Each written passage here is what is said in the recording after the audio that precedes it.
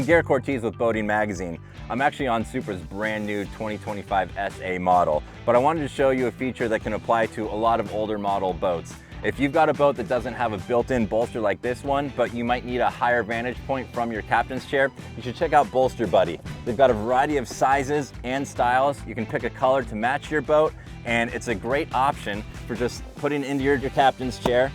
Gives you a little extra height. So if you're getting into maybe water sports, you've got an older inboard boat and you get a little bit of bow rise when you're wake surfing, you can put this down underneath you. You get that higher vantage point. So you're above the windshield, you're looking above the bow, and you're not getting any of your view blocked.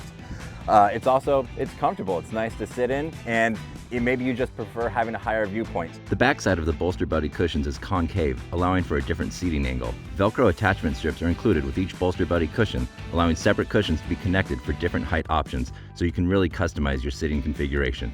Here's the smaller version, so if you don't need as much height, again, you can customize it to match your seat or your boat. And there's a third style that actually, it takes up pretty much all the space of the bottom cushion.